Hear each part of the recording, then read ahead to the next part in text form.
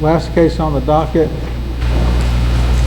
give you a few minutes to set up, is Brown versus State.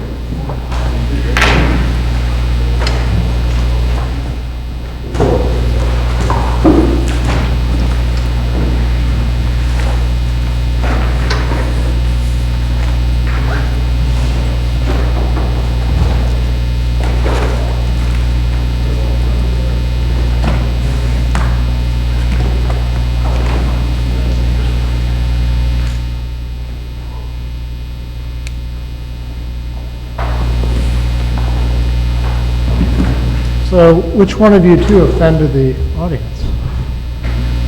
It was Mass exodus all at once, with a few exceptions. All right. Okay. 15 minutes per side.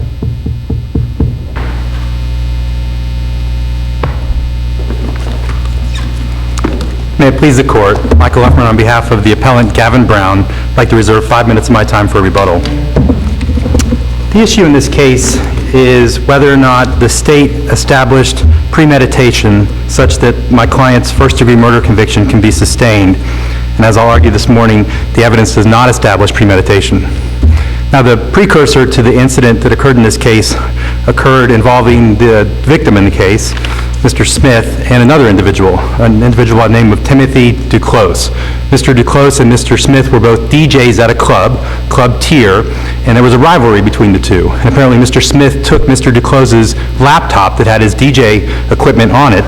Testimony from a witness that was standing right there at the time that your client had an angry look on his face, and the victim was there, and your client stabbed him.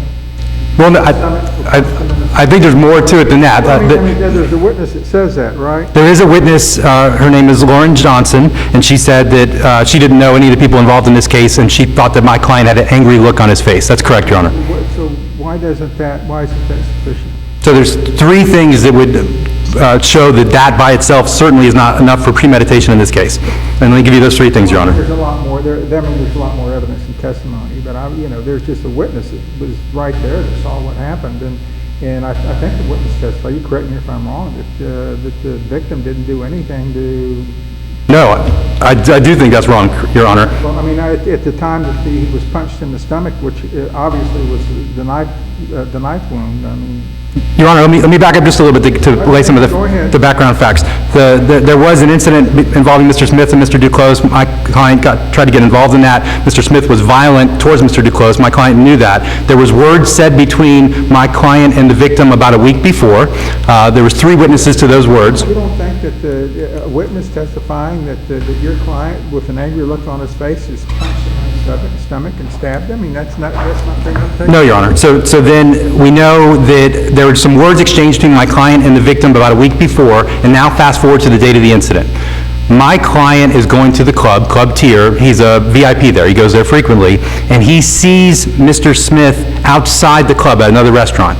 My client walks up to Mr. Smith to try to reconcile. He says, and this is confirmed by a state witness, Mr. Mosley, he tries to shake his hand. Is everything okay?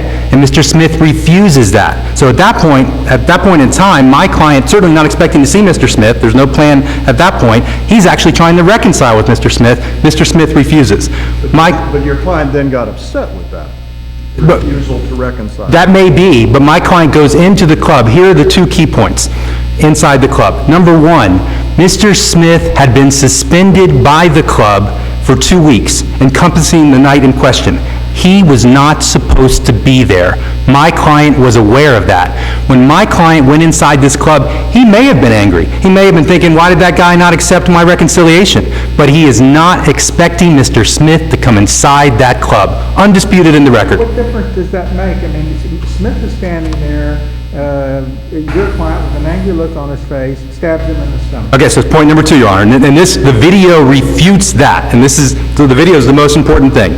Surveillance video at the club.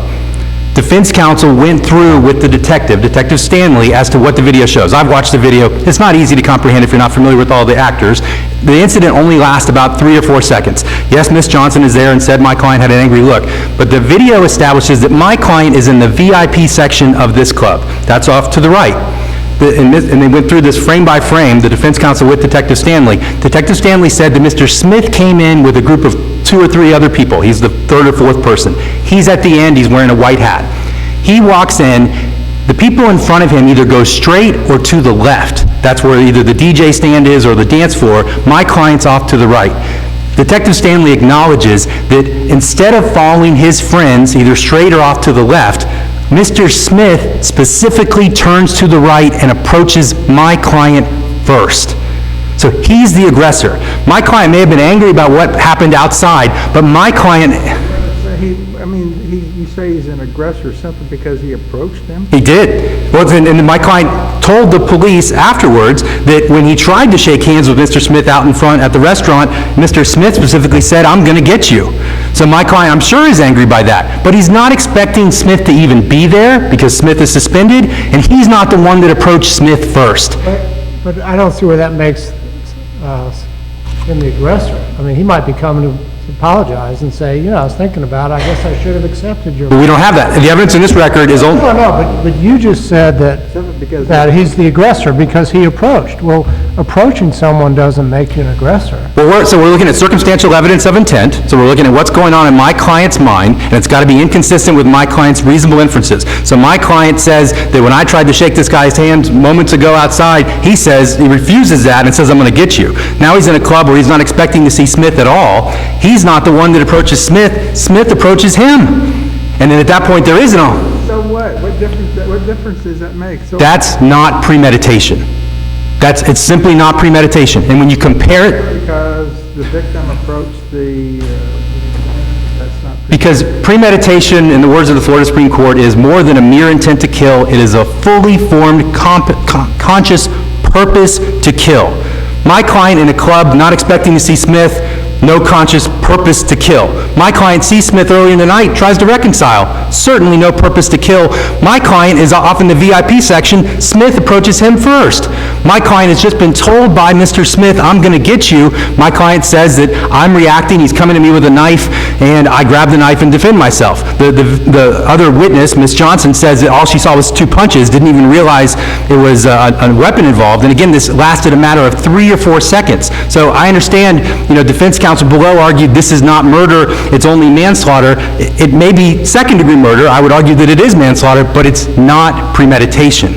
Under these facts, you cannot say when my client's not even expecting to see Smith, moments ago he tried to reconcile with him, and he's not the one that walked up to Smith. Very different from those cases that the state relies upon. It seems to me that if the man is standing there and your client pulls in a knife and stabs him in the stomach, there's premeditation that caused him serious physical harm or death. Conflicting testimony as to who has the knife. Regardless of what happened before. That's it. Well, Your Honor, there's conflicting testimony as to who has the knife. My client claimed that Mr. Smith had the knife and he grabbed it from his hand.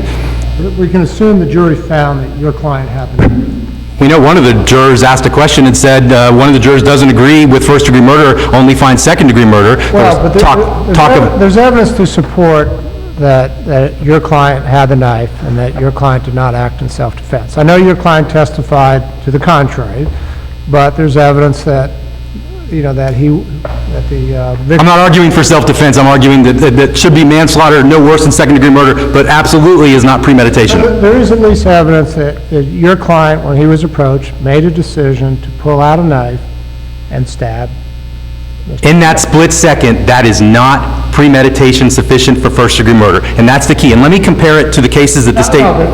But as a starting point, would you agree that there's evidence that a jury could determine that your client made a decision as Mr. Smith approached that he was going to take out a knife and stab him in the stomach? And it might have only been a couple seconds, but could the jury have found, based on the evidence, that he made that? If the jury could have found that, that only amounts to, at worst, second-degree murder. Right, but would there be evidence to support a jury conclusion along those lines. But And he made, that as Mr. Smith approached, he made a decision to pull out a knife and stab him in the stomach. obviously, the jury was struggling with second and first-degree murder. I'm not going to, again, my argument is ultimately going to be, in the words of the Poole case, that it's an impulsive overreaction that warrants a conviction. I take this in two steps. One, could the jury have made that determination, based on the evidence, that as he was approached by Mr. Smith, he made a determination to pull out his knife and stab him in the stomach? My response to that, Your Honor, is if that's the case, and if the jury could find that, it's not premeditation. And The that, jury have found that, the jury possibly could have found that in this case, based on the evidence. based on the evidence. But And your argument is based on the shortness of time, and given his lack of expectation that Mr. Smith would even be there, that premeditation cannot be found. correct, combined with he had just tried to reconcile with him outside. What about this time? Is there like a time limit as to when you can form premeditation? Can't premeditation be formed in a split second and decided, you're going to...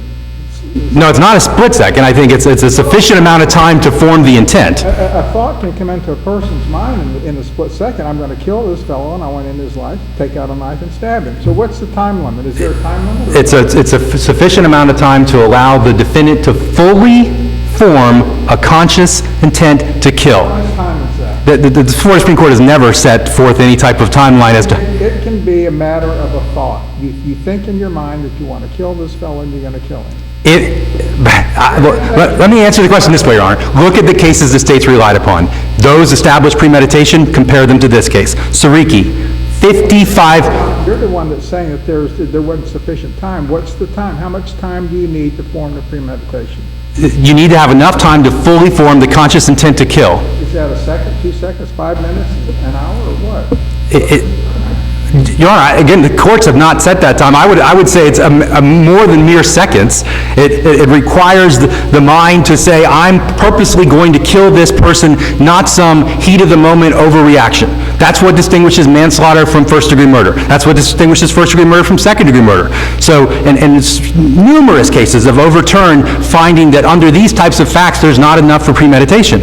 But in the cases the state relied upon, you can see the facts that clearly show premeditation. The Sariki case from the Florida Supreme Court, 55 stab wounds and the victim's throat was slit. Clearly not the facts of this case. The Fennell case from the 4th DCA, 3 gunshot wounds, 2 of them to the back of the head, not fired at close range. Clearly not the facts of this case. And even better, the Spencer case that the state relies upon. These are the 3 cases the state relies upon in their brief. Spencer, multiple stab wounds to the chest, 4 wounds to the face, but more importantly, the defendant wore plastic gloves and parked his car far away from the victim's house, clearly trying to make it so he could not be detected.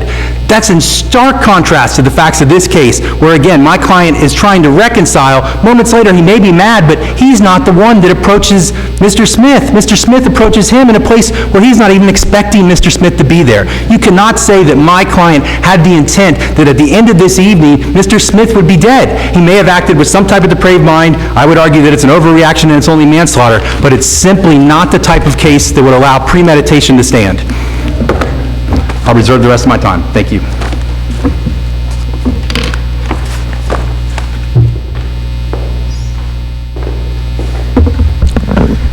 May it please the court, I'm Carmen Corrente representing the state of Florida. In this case, the jury had the opportunity to find first degree, second degree manslaughter.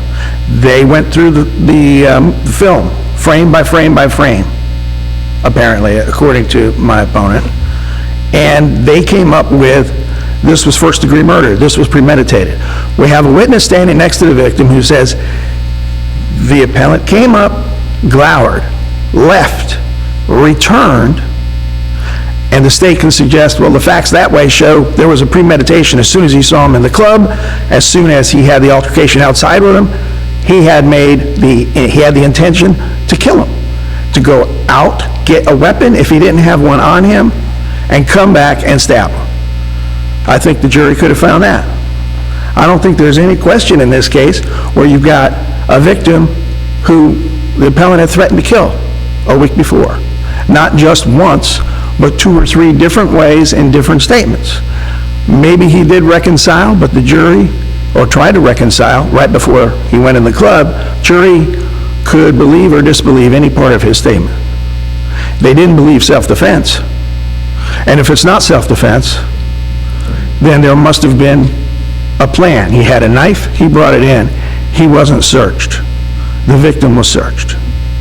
So I think the facts in this case clearly support a finding of premeditation.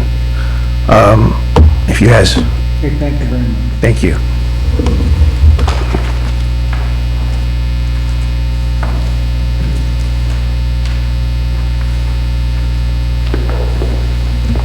May it please the court. Again, the Florida Supreme Court says that for premeditated murder, it's more than a mere intent to kill. It's more than a mere intent to kill. If you believe the actions of this evening establish an intent to kill, then my client should be convicted of second-degree murder. But first-degree murder is the... Based on all the facts and circumstances of this case and the prior dealings with each other, the fact that the man was standing there and the guy took out a knife and stabbed him in the stomach, seems to me that that's more than sufficient to establish. It's not, Your Honor. It's not because he tried to reconcile with him. He's not expecting him to be there. He made threats to end this man's life before, didn't he? Well, again, there was 3 witnesses to that incident, and 2 of the witnesses specifically said that in the Jamaican community, my client's from Jamaica, and the words that they use, which are not common words that any of us would necessarily understand, this was not in any way an intent to kill. This was more along the lines of F you or something that's derogatory, but not a threat to do violence. Let me ask you, what's your best case that this shorter time frame is, according to the Florida Supreme Court, as a matter of law, not sufficient to... Well, the cases that are cited in the briefs were the cooling cases that I'm asking, what's your best case? Not for the general stated principle, but factually, what the Florida Supreme Court has said, under these facts, there's not enough time for the jury to have found a formed intent to commit this murder. What's your best case? Your Honor, obviously, As opposed to statement of a legal principle. and I can't go outside of the cases that are cited in the briefs. I took over this case, so I didn't write the briefs, so I'll rely upon the case that's in the briefs, which is the Cooling case, which is what the defense is relying upon. If I have that case, I will submit supplemental authority, and it's appropriate so counsel can respond if they need to. But I would submit that it's not just the mere time, but in this case, we know the incident lasted 3 or 4 seconds. That's what Detective Stanley said, but it's combined with the previous process that my client was trying to reconcile. And again, we're talking about first-degree premeditated murder where the judge has no discretion to impose any sentence other than life. Whereas with second-degree murder, there is discretion for the judge to give a lesser sentence if appropriate. And so this is the highest offense under our law.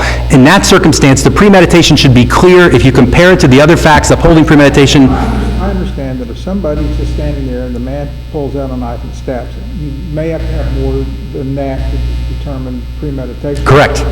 But I'm looking at it based on all the facts and circumstances of the case and everything that the state presented in terms of evidence and testimony. The fact that he threatened his life before and that they had this dispute and... Again, 2 witnesses specifically said that was not a threat to his life. Well, he's standing... Well, okay. So, Your Honor, I think what happened that evening mitigates against not being premeditation. So I understand if it's just 2 people, you say that. This is even better than just 2 people that don't know each other, because my client is trying to reconcile. He's not expecting to be there, and he's not the one that approached the other gentleman. So under those facts, Your Honor, I would submit that this court should reverse. That's, it's something new. I haven't heard that name before. We needed that for the previous arguments. Definitely, yeah. All right, thank you very much. That concludes our session.